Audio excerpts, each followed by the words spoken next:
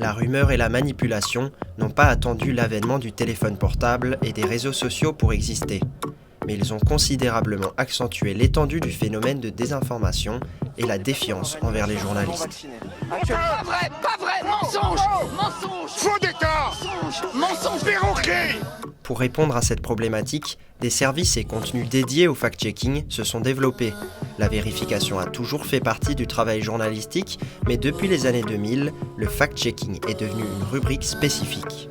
Les internautes m'avaient demandé qu'est-ce que vous en pensez de cette publication. Alors très rapidement j'avais regardé, effectivement c'était une publication néo-zélandaise qui était une obscure publication qui diffusait beaucoup d'intox. Contre ces fausses images, qu'est-ce qu'on peut faire? Est-ce qu'on peut les détecter? Ouvrez grand les yeux et cherchez le détail qui cloche. Le problème, c'est qu'avec la multiplication de ces formats, la désinformation reste massive et a des conséquences par exemple sur la santé publique ou bien encore le débat démocratique. Le fact-checking fait face à des obstacles de taille. Pour en parler, nous avons contacté Laurent Bigot, directeur de l'École publique de journalisme de Tours et enseignant-chercheur. Il s'est spécialisé dans l'étude du fact-checking qu'il ne décrit pas comme la solution miracle. Le fact-checking est un outil dans la boîte à outils du journaliste. C'est un genre journalistique parmi d'autres, avec ses propres codes, ses propres règles de fonctionnement.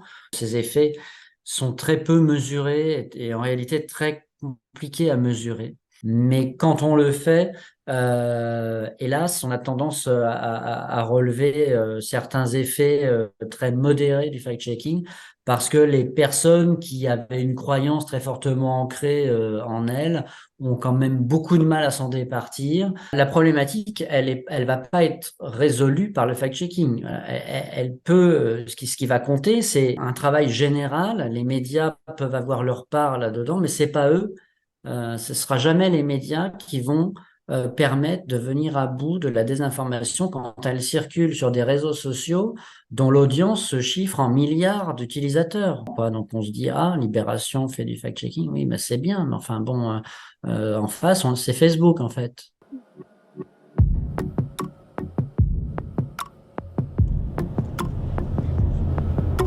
Mais alors, comment travaillent les fact-checkers ? Pour nous en rendre compte, direction Paris, place de la Bourse, où se trouve le siège de l'agence France Presse. Parmi les nombreux médias français qui se sont lancés dans un service de fact-checking dédié, il y a d'abord eu Libération en 2008, à l'AFP. AFP Factuel a été lancé en 2017. Donc là, on est au troisième étage du siège de l'agence France Presse à Paris. Et l'essentiel de l'équipe de fact-checkers qui travaillent en français sur la désinformation qui circule en français travaille à cet endroit. Julie Charpentrat est adjointe à la rédaction en chef du service depuis 2022. Elle décrit l'intérêt du travail spécifique de fact-checking face à la masse de désinformation.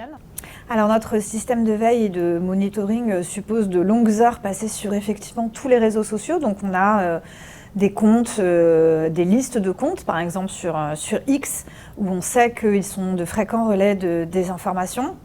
On a aussi, on cherche aussi des éléments suite à une actualité comme la guerre en Ukraine ou comme la guerre Israël-Hamas avec des mots-clés. On s'intéresse aussi bien sûr aux déclarations publiques, notamment aux déclarations de personnalités politiques. C'est grâce au format du fact-checking, grâce à des formats plus longs, grâce à des formats qui s'affranchissent en partie de l'immédiateté, la rapidité des réseaux sociaux et du journalisme tel qu'on le connaît aujourd'hui.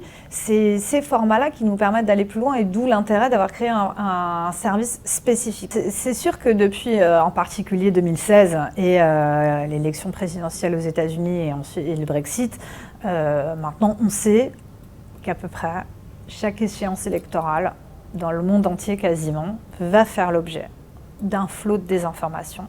Est-ce que depuis 2017 que l'AFP s'est lancée là-dedans, la désinformation a reculé? Comment savoir? En fait, on ne sait pas vraiment.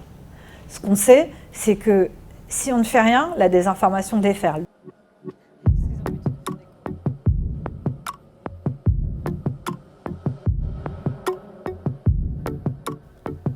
Alors, comment lutter plus efficacement contre la désinformation ?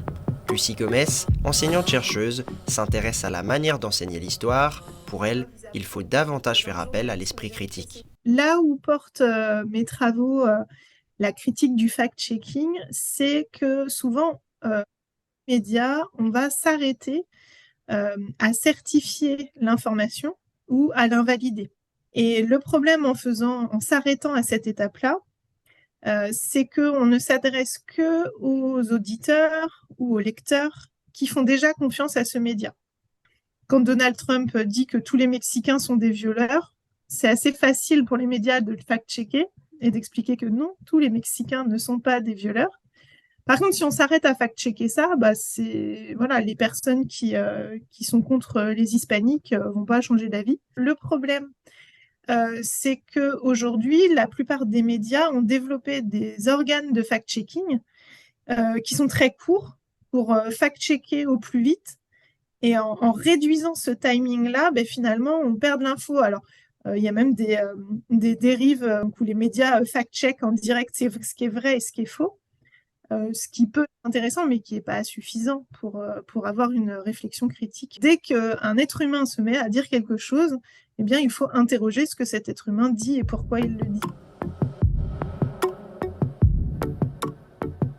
Pour en arriver là, l'éducation aux médias et à l'information est une solution, encore faut-il qu'elle soit sérieusement développée.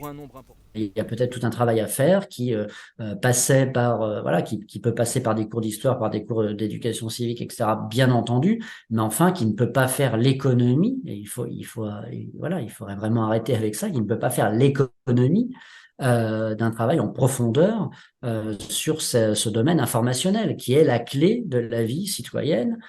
Alors, l'éducation aux médias est absolument fondamentale et à l'évidence, il faudrait, même si les enseignants en font déjà un petit peu, il faudrait généraliser et massifier l'éducation aux médias qui n'est pas anecdotique, qui est très importante parce que c'est tout simplement éduquer les enfants, mais dès le plus jeune âge. Moi, je pense personnellement, dès la primaire, il faut qu'on multiplie les passerelles avec l'éducation nationale. C'est un travail qui peut prendre du temps.